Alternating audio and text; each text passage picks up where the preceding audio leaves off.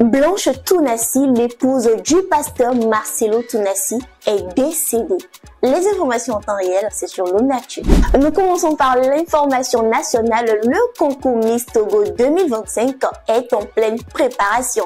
Le concours de beauté Miss Togo 2025, à sa 29e édition, a été officiellement lancé récemment. La grande finale qui réunira les candidats de toutes les régions du pays se tiendra le 14 décembre 2024 au Palais des Congrès. Les inscriptions ont commencé le lundi dernier. Les candidats doivent être des jeunes filles togolaises âgées de 18 à 24 ans, célibataires, sans enfants et mesurer au moins 1,70 m. Le président du comité Miss Togo, Gaspard Baka, indique que l'édition 2025 apportera des nouveautés et des améliorations.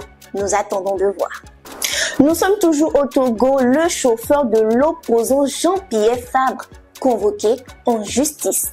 Le dimanche 29 avril, lors des élections législatives et régionales, une altercation s'est produite au lycée de Kodjoviakopé impliquant le maire Jean-Pierre Fabre et son chauffeur Apollinaire Attilé. Après avoir voté Jean-Pierre Fabre président de l'ANC et candidat aux législatives, a été interrompu lors d'une interview par un individu non identifié. Cet individu a perturbé l'entretien, ce qui a poussé le chauffeur et garde du corps de Jean-Pierre Fabre à intervenir pour le protéger.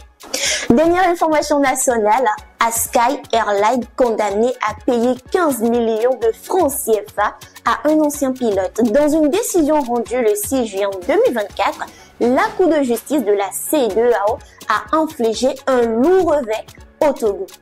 Le pays a été condamné à verser une rondelette somme de 15 millions de francs CFA à Monsieur Al-Hassan Dibassi Fadia, un ancien pilote de la compagnie aérienne panafricaine Sky Airlines basée à Lomé.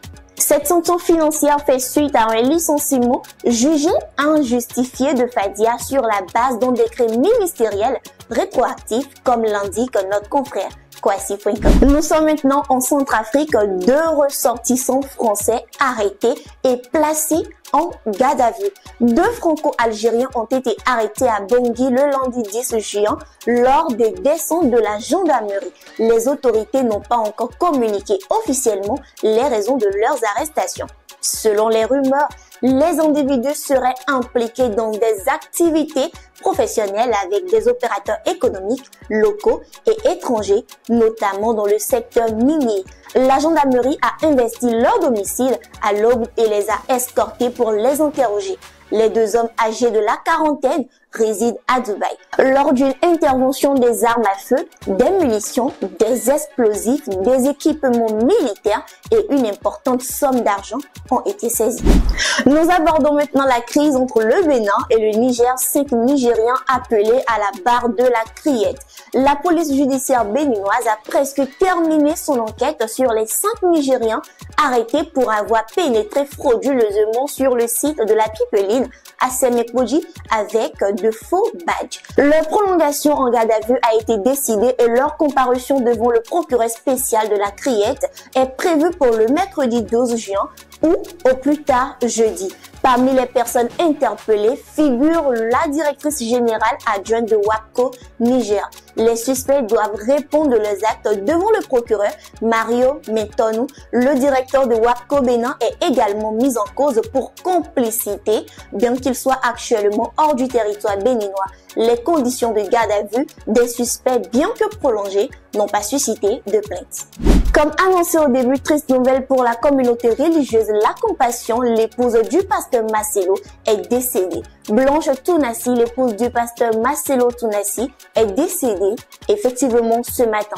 Blanche Tounassi a rendu l'âme ce mercredi des suites à une crise cardiaque. Ce décès survient quelques jours après la mort du pasteur Barotti, une autre figure importante de la scène religieuse congolaise. La communauté religieuse est plongée dans une profonde tristesse face à 2 pertes successives.